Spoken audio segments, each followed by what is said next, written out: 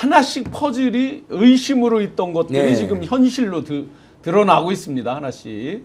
그런데 드러날 때마다 너무 그 충격이 크고 화가 저를 포함해서 많은 국민들이 지금 정말 분노를 감출 수 없는 정도인데, 자 이렇게 이제 김용현이 나온단 말이죠, 보석으로. 근데 제한 조건을 많이 이것저것을 붙여서 공보관이 이제 브리핑을 했습니다. 뭐 만나는 사람도 제거하고 이동도 뭐 어떻게 하고 뭐 그거 보니까 뭐 외국을 나가려면 3일 이상 뭐를 나가려면은 담당 배우인이 뭘 보증하고 네. 뭐라고는 돼 있던데, 그 무슨 소용이 있습니까? 네. 만나려고 뭐 얼마든지 간접적으로 그럼요. 뭐 한 달을 예를 들어서 뭐 부인을 통해서 만나든 뭐를 하든 이제 맞습니다. 해서 증거인멸의 시간은 사실 이 사람들이 말 맞추고 증거인멸할 시간은 하루면 다 되는 거 아니에요? 그리고 뭐 특별한 제한을 둔 것처럼 이야기하는데 아니 웬만하면 다 이렇게 요즘은 다 보석 조건 네. 특히 큰 사건이나 또 공범이 있는 거로 추정되는 사건 이렇게 많이 합니다. 네. 별것도 아닙니다. 그리고 직원이 뭐 이번엔 정치검찰 잘못을 끄더라도 직원 역시 아니 구속 만료 기간 하루 전까지 붙잡아 놓고 그 사이에 검찰에 추가 기소 같은 게 있는지 국민적 압력도 있을 수 있고 본인도 예를 들면 추가 공소 사실이냐 물어볼 수도 있는 거거든요. 공소장 변경 요청하듯이. 근데 딱 이번에 풀어주는 행태도 너무 괘씸한 것이죠. 그 순서를 보면요, 지기현이 먼저 이야기를 합니다. 아무래도 조건을 달아서 보석을 해야 될 네. 것 같다. 마치 정의로운 것처럼 얘기를 맞습니다. 합니다. 네. 그러니까 검찰은 어떤 다른 건으로 추가 기소한다는 말은 단 한마디도 없고, 그렇게 해서 조건을 바짝 달아서 해야 될 것 같다고 의견을 냅니다. 그러니까 김용현 측은 마치 정의의 사도처럼 예. 아이 그까이 거 우리는 안 받아. 안 받고 뭐 이렇게 나옵니다. 10일 후에 지 멋대로 다니겠다는 예. 이것도 참으로 그러니까 보석에 대해서도 항고하는 건 절대 본 적이 없어요. 그렇죠. 아무튼 이 윤석열 내란 세력은 모든 것에 최악의 신기록을 보여줍니다. 보석하면 그냥 다 나오지 그걸 항고하는 사람 어디 있습니까? 그리고 왜 조국은 갇혀있고 송영기는 보석 신청도 안 해줍니까? 여기 또 드러나잖아요. 그러네요, 진짜. 결국은 어차피 이자가 오늘 나오던 아니면 구속기간 만에 곧 나오는데 김영현 같은 어떻게 보면 내란 수계잖아요. 김건희랑 김용현 같은 자들이 윤석열을 뒤에서 조종일 수도 있는데 어떻게 이걸 백준대가 활보하는 걸 봅니까? 기가 막혀. 그래서 저는 이재명 정부 3주차 예. 야 기분 좋다 하면서 동시에 야 열받는다를 지금 같이 해야 돼요. 예. 다시 한번 또 집회 같은 것도 하고 기자회견도 하고 저희도 좀 더 강력하게 대응을 해나갈 생각입니다. 지기현은 비어폰을 지급하지 않았을까요? 제3자를 통해서 또 했을 수도 그러니까 있고요. 법원에 지기현 포함 이제 판사들 중에 혹시라도 네. 저는 뭐 이제는 그 가능성이랑 한계를 설정할 필요 없다고 생각하는데 설마 했어요. 뭐 비아폰의 가능성이 심우정한테도 있다라는 얘기를 뭐 저도 방송에서 한 적이 있는데 사실은 물증이나 심증이 분명히 없고 거기까지는 아니었겠지 정도로 했는데 제가 볼 때는 뭐 얼마든지 다 모든가를 다 할 수 있는 사람이라고 생각하는데 지기현에게 아무튼 윤석열 탈옥 과정에서 심우정이 했던 여러 가지 수상한 점이 많아요. 딱 네. 왔는데 공수처로부터 이제 구속 신청서가 왔는데 그거를 이제 전국 고검장 회의 아니 검사장 회의를 하면서 시간을 12시간을 보내잖아요. 맞아요. 그 12시간 보내는 것 때문에 지금 구속 기간이 오버됐다고 해가지고 그렇죠. 풀려난 거지 않습니까? 예. 뭐 그런 내용들을 그냥 검찰만 혼자 알아서 작전 모의 했겠어요. 네. 법원하고도 같이 있을 가능성은 저는 매우 높다고 생각하고 내란 과정에서 그까지 밝혀지면 정말 좋겠다 생각입니다.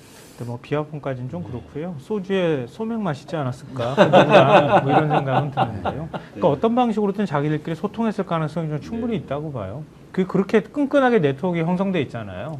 우리가 알지 못하는 그들만의 리그라는 게 존재하는 거거든요. 그렇죠. 결과적으로 보면요, 이게 모든 게 딱 안 들어맞으면 네. 뭐 왁구라 그러나요? 이게 딱 안 들어맞으면 한 개라도 어긋났으면 윤석열이 저렇게 활개치고 나올 수가 없었죠. 네, 맞습니다. 지금 김용현 건도 마찬가지고. 네. 그러니까 이심전심이라고 네. 소통했을 가능성도 있고 이심전심일 가능성도 있고. 이심전심은 좀 아닐 것 같고. 뭐 하여튼 뭐 여러 가지 가능성이 있을 수 있겠지만 예. 제가 볼 때는 어떤 방식으로든 직간접적으로 서로 간에 소통했을 가능성이 매우 높은 거죠. 그리고 말씀하셨던 것처럼 지기훈이 우두머리 풀어주고 난 다음에 그 밑에 우두머리 지시를 받은 인간이 기획자이긴 하지만 그런 인간은 보석으로 조건 붙여가지고 풀어준다? 그것도 자기 모순인 것 같고요. 예. 그러니까 윤곽근이 윤곽근 변호사가 얘기를 하잖아요. 윤석열하고 관련되어 있는 뭐 불리한 증언 나오면 이건 그냥 내란죄 수사는 불법이니까 이거 다 거짓말이야. 뭐 이런 식으로 얘기하는데 그럼 김용현은 뭐라고 하겠어요? 윤석열 말 그대로 따라하는 것밖에 없잖아요. 네. 그러니까 김용현이 지금 제일 불만인 거는 제가 볼 땐 그건 것 같아요. 보석으로 풀려나는 건 좋죠, 사실. 깜빵에 있는 것보다 훨 낫지 않습니까? 예. 근데 왜 불만이냐? 결국은 윤석열이 하는 행태랑 똑같이 자기가 살 방법은 선동하는 것밖에 없거든요. 계속 선동해서 정치적으로 저항하는 것밖에 없다고 생각하는데 김용현이 보석으로 풀려나면 그 짓을 못 하잖아요. 외부에다 편지 보내거나 이런 거 하면 다시 재구속 그 사안이 된단 말이에요. 그거 못하는 게 제일 불만일 거라고 저는 생각해요. 검찰에서 이런 의견을 냈어요. 뭐 누구를 만난다든지 하면 재구속도 해야 될 것 같다 이렇게 의견을 냈어요. 그런 일이 뻔히 예상되는 일인데. 바깥에 누구하고도 소통하지 마라고 지금 얘기했단 말이에요. 네. 그러면 검찰은 지금 다른 추가적인 사유를 냈을 때 직위원 재판부가 추가적인 구속기간 연장 6개월까지 가능한 거잖아요. 그렇죠. 안 받아줄까봐 미리 겁나서 추가적으로는 기소를 안 한 거예요? 아, 그거는 검찰의 역할을 방기한 거죠. 지들이 기소를 해야 되는데 네. 자기네들은 아무 역할을 하지 않고 재판부가 그렇게 해주길 기대하는 거는 검찰이라고 볼 수가 없죠. 아니, 검사가 아니지. 뭐 24시간 사찰을 할 수도 없는 것이고요. 이자들은 자기네들이 권력을 가지고 있었을 때도 대포폰을 쓴 사람들이잖아요. 비아폰이라는 게 사실상 대포폰이죠. 네. 예, 자기들만이 가질 수 있는 대포폰을 쓴 그렇죠. 건데. 자기 명의의 폰은 아니니까. 그러니까요. 기본적으로. 예. 저 일종의 대포폰을 쓴 건데 지금의 대포폰을 쓰지 말라는 법이 어디 있어요? 그러니까 그걸 어떻게 다 사찰하냔 말이에요. 사찰할 네. 수가 없는 거니까 사실상 막는다는 게 사실 그 문서상에 있는 거지 실행적으로는 거의 불가능한 일입니다. 그래서 이렇게 나오면서 다시 저 석방돼서는 안 된다고 생각하는 이유가 바로 그런 것 때문이죠. 대변인님 정말 이게 서글픈 생각이 드는데요. 네. 대한민국의 권력기관이라고 하는 곳들 있잖아요. 뭐 대표적으로 지금 검찰, 수뇌부들이 지금 관련됐다라고 아주 강력히 지금 비아폰 딱 나오니까 이제 네. 더 이상 이제 물러설 저기도 없죠. 자기들이 네. 변명할 네. 것도 없죠. 경찰 수뇌부는 이미 뭐 2사람이나 그 최고 네, 수뇌부가 그렇죠. 다 구속이 되고 네. 국정원, 다 기업자 기관. 군 최고 뭐 참모총장부터 시작해서 방첩사 군 최고의 그 수뇌부들 네. 이렇게 많은 대한민국 최고 권력기관들이 전부 윤석열에게 동조를 했다, 오염이 돼 있다. 네. 이거 어떻게 합니까 이게? 대한민국이 도대체 어디로 가는 겁니까 이게? 그러니까 권력기관과 관련돼서는 이제 제도적인 입법화를 통해서 개혁을 하기 위한 많은 노력을 그동안 해왔는데 그 제도적인 그 입법화를 무력화하는 여러 가지 방식으로 했죠. 뭐 시행령을 하는 방식으로 하든가 방첩사처럼 옛날 방식으로 다시 되돌아가든가 이런 방식으로 개혁을 해왔죠. 근데 결국은 이것에 대해서 다시 되돌리는 것을 못하게 하기 위한 방법은 딱 두 가지밖에 없습니다. 여전히. 하나는 입법화를 통해서 절대 못하게 한다든가 가령 예를 들어서 이번에 위수령이라고 하는 것을 문재인 정부 때 삭제하지 않았으면요. 네. 아마 그 계엄령 해가지고 안 됐으면 그냥 위수령으로 때려버려 다시 한번 그렇죠. 때렸을 가능성이 크죠. 그러면 그때는 저희들이 방법이 없습니다. 왜 위수령은 국회에 해상 권한이 없어요. 그것도 없고 이동에 제한이 다 걸리니까 어디 모여서 뭐 집회 이런 것도 안 되잖아요. 예, 그다음부터. 그게 이제 박정희 시대만 있었다고 생각하시는데 문재인 정부 초기까지도 있었어요. 위수령이라고 하는 게 그대로 존재했는데 그걸 이제 삭제해버리고 나니까 계엄령을 하고 나서 국회에서 해제를 해버리고 나니까 더 이상의 방법이 없는 거예요.